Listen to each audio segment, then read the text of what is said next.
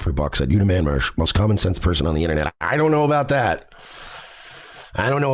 I'm pretty common sense.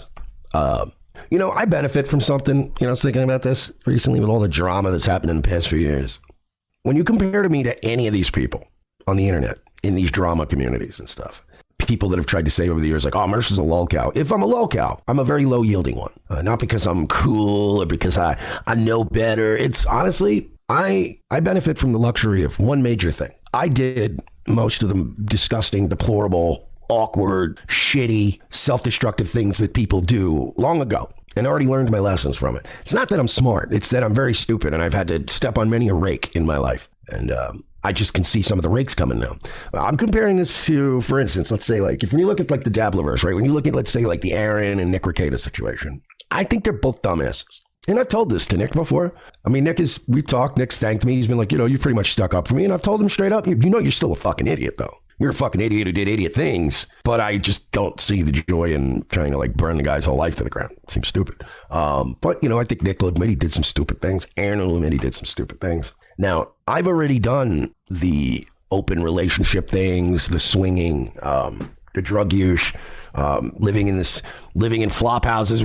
It was very much like the way this quintuple situation, this polycule situation was described, right? Bunch of people living in a house, everybody's doing blow, they're fucking, they're drinking, everybody's all fucked up all the time. A lot of those lessons were learned back then. I've already had all of these things, worked them out of my system.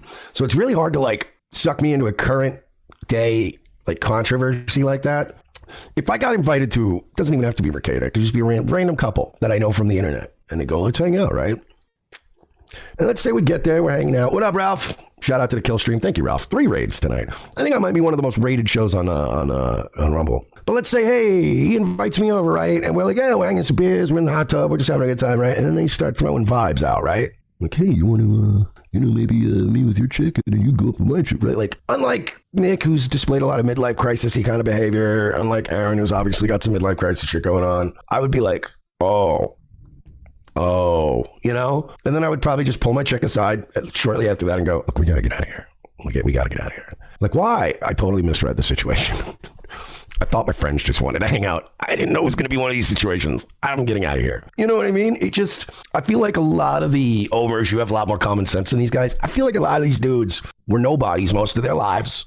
Like a lot of these people didn't get the debauchery. They didn't get all the drinking and coke and the sucking and the fucking and the fun. And now it's like, oh, I got money. I got a certain level, like modicum of internet fame. People are paying attention to me. We got groupies. You know what I mean? Like, I think a lot of people, it fucking makes them snap. And they're like, we have to do all the debauched things. Whereas like, they don't realize all that debauched shit leads somewhere bad. In the end of the day, none of this debauchery comes at no price. It all comes at a cost. Some people get off lighter than others. Some people can dabble in coke a little bit and then walk away from it. Some people get hooked and, within a year, they're sucking dick for a fucking rock of crack. Everybody's different, but everybody suffers some consequences. And the more you get into that shit, the harder it is to get out. So you might think I seem common sense. It's not that I'm common sense. I've already done all these things and paid like dividends for the things I've done.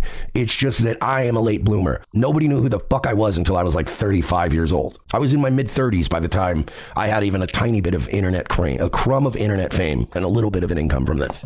So it's like, I would be more well-weathered if I was able to like, if I woke up tomorrow, like the plot to some movie, if I woke up tomorrow and it was like, oh, some magic thing happened. If I got Freaky Friday and I woke up as Mr. Beast tomorrow, or if I just woke up as me with Mr. Beast money and fame, I'd be like, I don't want anything. It's almost sad in a way, but it's like, now's the time for me to hopefully, like, I'd still I'd gamble and I'd drink and I'd do drugs and stuff, right? But even that, I could only do so much of that. I've done so much of that already. Give me $10 million and I promise you this, next weekend, we're going to get wild in Vegas for a couple of days. Then I'm going to come home and it's going to be like, I just want to help cats, smoke weed. I'd probably buy a jet ski or a paddle boat. Nothing too fancy. Something to just go out in that's nice. Would there be like this yearning for like, oh, what can I do? Would there be controversy? Nah, man, if anything, I'd probably go further underground. I finally reached that age where it's not about coke and pussy and all this other shit. I'll be honest with you. If I had unlimited funds tomorrow, I would be going, I want to buy a piece of land that's got good soil and I can dig really deep into.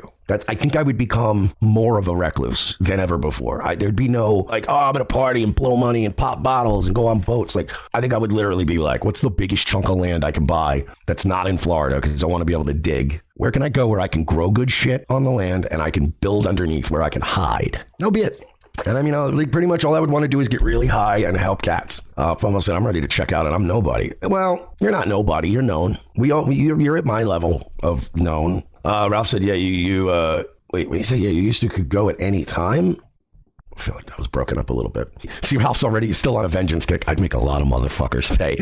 You know what, man? I don't even know if I could do that, man. There might be one or two. Yeah, you know what? I don't know if my list is quite as extensive and as long as Ralph's, but yeah, there might be one or two people before I went underground that I would definitely severely want to fuck over, like in a bad way. Fucking just like maybe 2 or 3 people on my way out. Have some crooked cops either plant drugs in their car or shoot them or something. But I think Ralph's right. I don't think I'm that enlightened. I'm sure even if I was going to go underground on my way out, there'd be like a couple people I would absolutely I wouldn't be able to help myself. I'd be like, I gotta fuck that guy over on the way out. What a weird night. I gotta tell you about the weird night I had. I'm drinking tonight, by the way. I had to. And I know what you're thinking. Mersh, you didn't have to. I'm sure a bunch of you are thinking, but Mersh, what about self-control? Huh? What about self-control? I thought you said you weren't going to drink as much anymore. And you're right. I said I wasn't going to drink as much. I haven't drank all week. And I wasn't going to drink tonight. I went out to run some errands, pay my rent, get my new debit card working, etc. I decided to get myself a bite of food while I was out. I'm going to get something to eat, whatever. I wasn't going to drink. I decided to go to B-Dubs, also known as Buffalo Wild Wings. And wasn't going to drink. I was like, I'm just going to go in there. I'm going to eat some boneless wings, get a bite to eat. Because like the Buffalo Wild Wings were by my house. It's just near where I already had to do business. So I'm like, fuck it. And I'm not paying attention to where I sit down. I walk into the place. There's an empty seat on the closed side of the bar. There's an empty seat all the way around the bar on the other side. I'm lazy. So I just was like, hey, is anybody sitting here? And everybody's like, no, not at all. I'm like, cool. So I sit down. And again, I was just going to get a soda. I was going to get something to eat, whatever, right? Then I realized that I made the mistake of sitting. I didn't look at the guy I sat next to. Let me put it that way. I didn't do a lot of recon. I just sat down, right? And it was like a middle-aged guy about my age sitting next to an older couple. I started ordering, I'm like, yeah, let me just take a menu and whatever. Let me get a Coke. And I'm sitting there and I'm just looking at my mom. I sat next to, I don't know how to say it. I'm trying to be delicate about telling this story, right? Because it's not this guy's fault. I sat next to one of those like retards, but like, you know what I'm talking about, right? You know when you see somebody who's so fucked up that you're like, this isn't cool. You shouldn't have kept my man alive, kind of thing. And it turned out it was 2 boomers that I sat next to, and their like 40-year-old son who was like profoundly retarded, right? But he was like aggressively retarded. When I say aggressively, I mean like he was aggressive. So I'm sitting next to him, and like it took me like 2 minutes to realize, oh, okay, I sat next to a retarded guy. I'm just doing my thing. I'm doing the same thing I do whenever I sit at a bar. I'm looking at my phone. I'm doing my thing, and I'm trying to. But like 3 minutes in, he does one of these moves. And I'm not trying to be insensitive here. Please don't blame me. I'm telling a story, and I'm trying to tell the story accurately. Yeah, thank you. Triple N already knows where I'm going with this. So now I look like an asshole if I move. Like I'm trapped now next to this guy. We're about 3 minutes in, right? Out of nowhere, looking at my phone, watching the Mets game. He does one of these moves. Like that kind of thing, right? And I'm like, I'm doing this move. Like my eyes are like, okay, all right, buddy. Hey now. And these 2 boomer parents are like ignoring him. And I'm like, so I ended up caving. Long story short, I ended up was like, can I get a... She's like, what can I get you? I was like, yeah, I'm just going to get some boneless wings, garlic parm. She's like, yeah. I'm like, she's like, you got a Coke, right? I'm like, yeah, scratch the Coke. Can I get a Yingling, please? A tall one. And a Jameson double, please. And then I'd eat my food, and like every 2 to 3 minutes, I got the, and then he would calm down, and it's like, this is fun.